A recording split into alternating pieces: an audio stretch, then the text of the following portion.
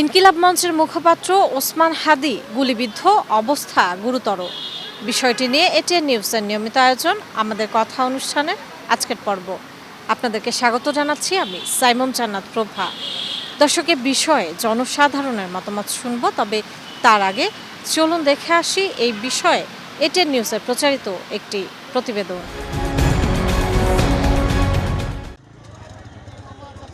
ত্রয়োদশ জাতীয় সংসদ নির্বাচনের তফসিল ঘোষণার পরদিনই হামলার শিকার হলেন ঢাকা ৮ আসনের সম্ভাব্য স্বতন্ত্র প্রার্থী ইনকিলাব মঞ্চের মুখপাত্র শরীফ ওসমান হাদি। গুলিবিদ্ধ হাদিকে দ্রুতই নিয়ে আসা হয় ঢাকা মেডিকেল কলেজ হাসপাতালে। জরুরি বিভাগে যখন হাদির চিকিৎসা চলে, তখন হাসপাতালের বাইরে শঙ্কা বুকে তার সহযোগী সহযোদ্ধারা। ক্ষোভের ভাষায় ছিল হামলায় জড়িতদের আইনের আওতায় আনার দাবি। সন্ত্রাসী কার্যক্রম করতো, বাড়িঘর দখল করতো, পাশে একশো কেউ আমল করতো, এখন আবার যারা করতেছে তারা হাদিরে গুলি করছে। বাইরের কিছু হইলে পুরো ঢাকা রাজপথে আমরা আগুন জ্বালা দিব। হাসপাতালের ভিড় সামাল দিতে পুলিশের পাশাপাশি অবস্থান নেন সেনা সদস্যরা। পরে তাদের সাথে যুক্ত হয় বিজিবি। শরীফ ওসমান হাদির ওপর গুলির এ ঘটনায় বাকরুদ্ধ রাজনৈতিক অঙ্গনের নেতৃবৃন্দ। হামলার খবর পাওয়ার পরপরই হাসপাতালে আসতে থাকেন তারা। এর মধ্যে ছিলেন একই আসন থেকে নির্বাচন করতে যাওয়া বিএনপির সম্ভাব্য প্রার্থী মির্জা আব্বাস। কিন্তু হাসপাতালে তার উপস্থিতি ভালোভাবে নেয়নি উপস্থিত ইনকিলাব মঞ্চের সদস্যরা। সেনা পাহারায় মির্জা আব্বাস জরুরি বিভাগে গিয়ে খোঁজ নেন হাদির। মিনিট ২০ পর তিনি হাসপাতাল ছেড়ে যান। এরপর হাসপাতালে আসেন জামায়াতে ইসলামের আমির ডাক্তার শফিকুর রহমান। তারপর এনসিপির আহ্বায়ক নাহিদ ইসলাম, এবি পার্টির চেয়ারম্যান মুজিবুর রহমান মঞ্জু, সদ্য পদত্যাগ করা উপদেষ্টা মাহফুজ আলম সহ আরও অনেকে। প্রত্যেকেই হামলার পেছনের কুশীলবদের খুঁজে বের করে নির্বাচনের আগে সুষ্ঠু আইনশৃঙ্খলা পরিস্থিতি নিশ্চিতের দাবি জানান। আমরা এই ঘটনায় স্তম্ভিত, আমরা এই ঘটনায় বিস্মিত এবং ক্ষুব্ধ। সরকারের কোনো ধরনের ঢিলামি এখানে বরদাস্ত করা হবে না। খুবই ব্যথিত, খুবই উদ্বিগ্ন এবং ক্ষুব্ধ যে সরকারের গোয়েন্দা সংস্থা কিছু করতে পারছে না। এটা কোনো বিচ্ছিন্ন ঘটনা হিসেবে আমাদের কাছে মনে হচ্ছে না। এটা পুরো বাংলাদেশকে অস্থিতিশীল করার যে অপচেষ্টা ৫ই আগস্টের পর থেকে শুরু হয়েছিল এবং বারবার ছাত্র জনতা যা প্রতিরোধ করেছে, সেই একটি ঘটনার এটা একটা ধারাবাহিকতা। অপারেশন শেষে হাদির শারীরিক সবশেষ অবস্থা জানান স্বাস্থ্য অধিদপ্তরের মহাপরিচালক অধ্যাপক ডাক্তার আবু জাফর। আর্টিফিশিয়াল ভেন্টিলেশনে উনি আছেন। ওনার ব্রেনের যে অবস্থা হচ্ছে, ডান দিকে কানের দিক থেকে গুলি লেগে বাম দিক দিয়ে বের হয়ে গেছে। নিজে নিজে তো শ্বাস নিতে পারছে না। শ্বাস প্রশ্বাসের যেটা যন্ত্র, কৃত্রিম উপায়ে শ্বাস নেওয়া, হ্যাঁ অপারেশন হয়েছে, কিন্তু তাকে তো শ্বাস প্রশ্বাস নেওয়ার জন্য ব্যবস্থা রাখতে হবে। আমরা কতটা আশা রাখতে পারি এইটা এক্স্যাক্টলি বলা যাচ্ছে না, কিন্তু অবস্থা হচ্ছে আশঙ্কাজনক। নিরবিচ্ছিন্ন চিকিৎসা বজায় রাখতে ঢাকা মেডিকেল কলেজ হাসপাতাল থেকে শরীফ ওসমান হাদিকে সম্মিলিত সামরিক হাসপাতাল সিএমএইচে পাঠানোর পরিকল্পনা থাকলেও তার পরিবারের চাওয়ার পরিপ্রেক্ষিতে পরে এভারকেয়ার হাসপাতালে স্থানান্তরের সিদ্ধান্ত হয়। সে অনুযায়ী শুক্রবার রাত ৮টার পর শরীফ ওসমান হাদিকে নিয়ে যাওয়া হয় এভারকেয়ার হাসপাতালে। সম্রাট আনোয়ার, এটিএন নিউজ, ঢাকা। দর্শক, এতক্ষণ প্রতিবেদনটি দেখলেন, এবার চলুন দেখে আসি কি বলছেন সাধারণ মানুষ। আসলে জিনিসটা অনেক আতঙ্কজনক আর কি, যে একজন প্রার্থী, নির্বাচনী প্রার্থী, এবং তাকে আসলে এইভাবে প্রকাশ্যে গুলিবিদ্ধ করা, এটা আসলে কোনোভাবেই কাম্য না। একটা সুস্থ রাজনীতির চর্চা দেশে হওয়া উচিত। আমি মনে করি যে ওসমান হাদি খুব তাড়াতাড়ি সুস্থ হয়ে আসুক এবং সে দেশের নির্বাচনে অংশগ্রহণ করুক। তার মতো বলিষ্ঠ নেতা বাংলাদেশের প্রয়োজন আছে। আসলে কোনোভাবেই এটা করা উচিত হয় নাই। কোনোভাবে ছাত্র বা সাধারণ জনগণ মিলে এই ফ্যাসিস্ট সরকারকে এই দেশ থেকে তাড়ানো হয়েছে এবং তারা দীর্ঘ ১৭ বছর বিভিন্নভাবে এই দেশকে অনেক অস্থিতিশীল করেছে এবং নির্বাচন তো রাতের আধারে নির্বাচন করেছে। তারা আরও চাচ্ছে যে কোনোভাবে যাতে নির্বাচনটা না হয়। বাংলাদেশের নির্বাচনের পূর্ব মুহূর্ত যে আভাসটা, এই আভাসটা বাংলাদেশের মানুষের কাছে খুব একটা ভালো মনে আমি করি না। সে কারণে এইটা পরবর্তীতে যেন এই ধরনের কোনো ঘটনা নির্বাচনের পূর্ব মুহূর্তে না ঘটে, সেটা আমাদের সবারই কাম্য। এবং বাংলাদেশের মানুষ এই ধরনের গুলিবিদ্ধ অবস্থায় কোনো প্রার্থী অথবা যে কোনো নির্বাচনী লোককেই গুলি করুক, এটা বাংলাদেশের মানুষ চায় না। আমরা এটার সুষ্ঠু বিচার চাই।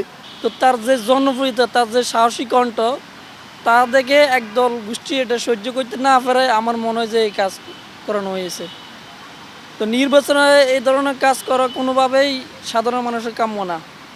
যে একজন প্রার্থীকে যদি তারা এভাবে করতে পারে, তাহলে সাধারণ মানুষের নিরাপত্তা করতে হয়। এর জন্য আমি আশা করি প্রশাসন যেন জোরালোভাবে এটা নিয়ে গুরুত্বভাবে দেখে, যে কোনো মানুষের যেন প্রাণহানি আর না ঘটে।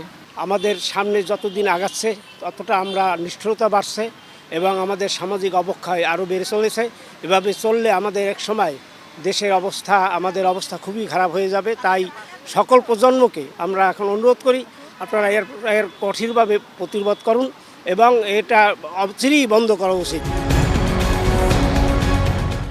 আমাদের কথায় পর্যটন নগরী কক্সবাজার থেকে স্বাগত জানাচ্ছি আমি অর্পণ বড়ুয়া। ইনকিলাব মঞ্চের মুখপাত্র ওসমান হাদি গুলিবিদ্ধ, অবস্থা গুরুতর।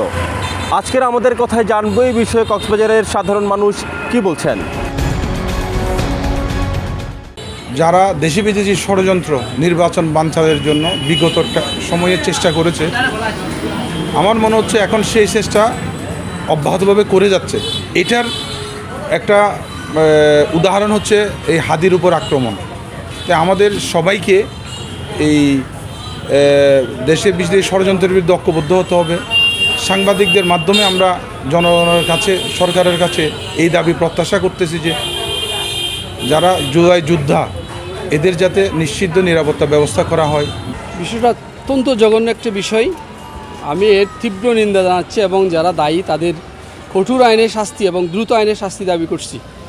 এবং তার যে ক্ষতি হয়ে গেল, অপূরণীয় ক্ষতি, এটার জন্য মহান আল্লাহর কাছে প্রার্থনা করছি। এটা অবশ্যই একটা জঘন্য কাজ এবং উনি যে জুলাই যোদ্ধা ছিলেন, উনি যে একটা বৈষম্যহীন বাংলাদেশের স্বপ্নের রূপকার, কিছুটা হলেও তার স্বপ্ন থেমে যাবে, কিন্তু আমরা চাই না এই স্বপ্ন থেমে যাক।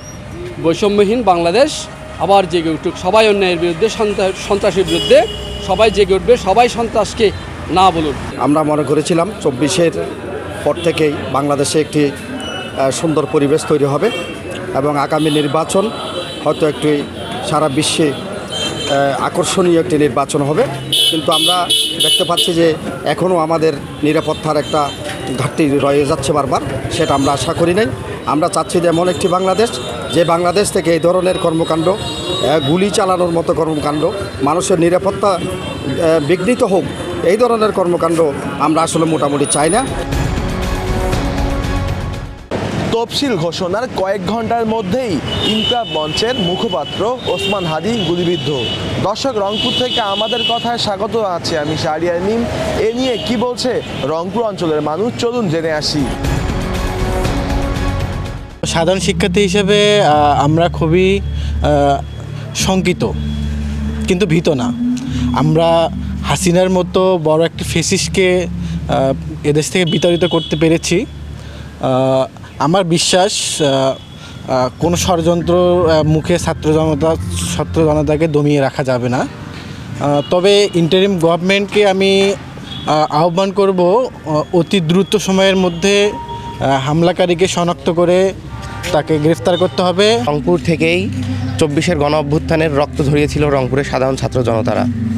আমরা রংপুরের সাধারণ ছাত্ররা শরীফ ওসমান হাদির ওপর হামলা করার কারণে খুবই বিক্ষুব্ধ।